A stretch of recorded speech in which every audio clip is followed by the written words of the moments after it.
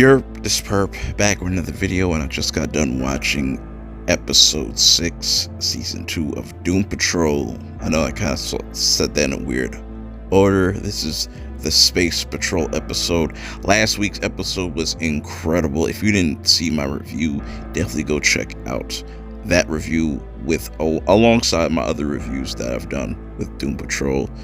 I put all of that in a playlist in the description below. Yeah. And then make sure you follow me on Twitter at perpminded420 for updates. Now let's get right into it. Let's start off with the stuff that I dislike. It's not my favorite part of this whole entire series. I still like this cyborg, but this whole cyborg having a love interest, it's really it's really unnecessary. It's the most uninteresting thing, but I will say Cyborg trying to get her missing parts might be interesting. Still don't really care about this whole love interest thing they got going on. It's cool for Cyborg, he kind of needed that considering what happened to him in the first season. Anyways, so this episode starts off where we left off last season. You have Jane sitting there looking like she just took the biggest money shot. Dorothy is just traumatized. These two actresses are just phenomenal. They have just put this show on their back and just been killing it.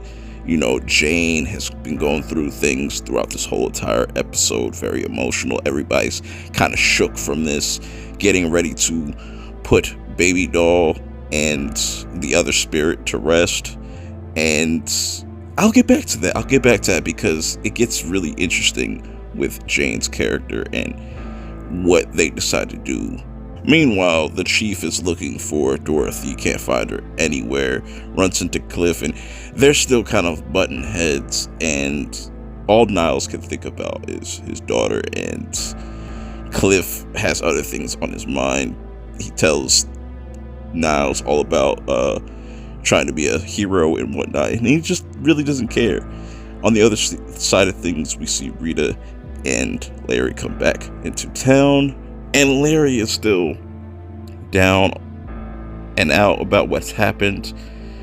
Rita is getting ready for this audition, which I find interesting what she's actually auditioning for, but like I said, we'll get into that.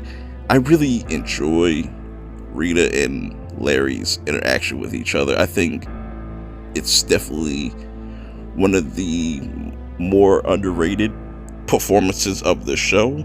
Let me know how you guys feel about that. Are they setting something up for them in the future? Who knows? Meanwhile, Cliff finds Jane's body, waxed body, and tries to figure out what's going on, why she's in a coma. Niles is kind of shocked as well, and he's just kind of devastated, and he knows that Dorothy has something to do with this, and he's trying to figure this all out. But before they can even do that, they get a visit from a new group of characters, the pioneers of the Uncharted. They're pretty much a group of astronauts that worked for Niles, was working under Niles to pretty much get his whole immortality thing going. But there's one interesting character I'll get into, and it's the female character named Val. I think I'm just gonna call her Val for right now. But going back to the underground, Jane is really trying to figure out what is going on, and then it's really interesting. The more we see the underground, the less Jane really knows about what goes on down there, because she's been the primary so much. But she makes a good point, like maybe they're not dead, maybe they'll come back, and she's really worried about this affecting Kay and affecting the little girl. While this is all going on, Dorothy is able to take the spaceship and dip off, and knowing Niles, he has a backup spaceship just chilling in his garage, which I found to be hilarious and just completely random. But this is what I like about this show. We have all this wacky stuff going on, but there's a lot of real themes going on. Now, to an interesting scene where we have this interaction of Larry and, let's just call her Val for right now, and she has a negative spirit as well, but she's able to control it better than Larry, and she pretty much tells Larry, like, you don't need those bandages, you'll be able to, you know, control the spirit without doing all this unnecessary things. You just have to be one with the spirit. I thought that was pretty cool. Now, going back to Rita, this whole entire episode, we get to see what she gets to audition for, and it's definitely not what she thought. It's the play to pretty much what happened in season 1, how the complete town got destroyed, and this chick that's playing Rita is pretty much, they're pretty much shitting on her character, and if this was season 1 Rita, she would have turned into a blob just instantly and just pretty much killed everybody. And it's crazy how after all these years, this is how people look at Rita, and she's just shaking her head the whole time. It's really interesting to me. But anyways, while we get a scene of Dorothy walking through space, talking to the candle maker, kind of just telling him to get lost, and he's talking a lot more and more, and I really like how sinister his voice is.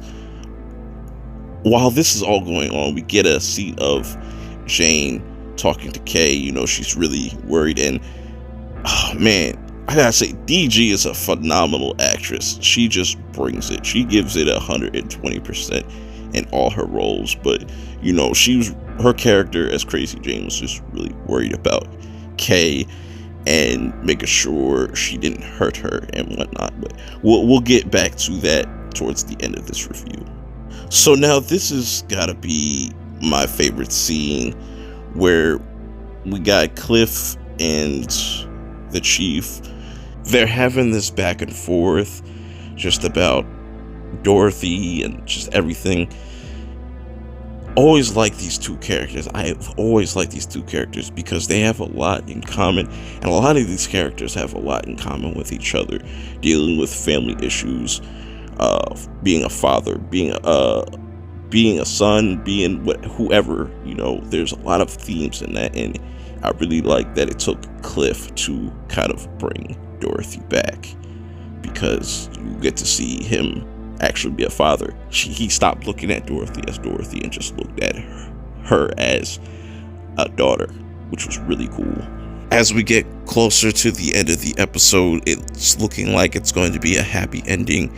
You know, everybody kind of does their own little send-off. Things between Cliff and the Chief are looking good. Dorothy and the Chief look to be in good terms. You know, Larry has a lot more confidence, but then we get to the underground, and man, it's interesting. We get introduced to a new personality that we saw earlier in this season, a very dominant force to be reckoned with, and a lot of people are really intimidated by Miranda.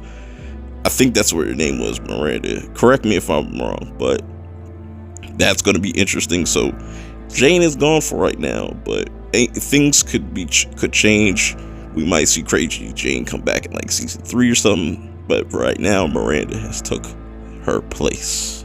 We also get a scene of the Chief kind of playing another one of his tricks on Cliff, where they're having this really touching moment and they're connecting.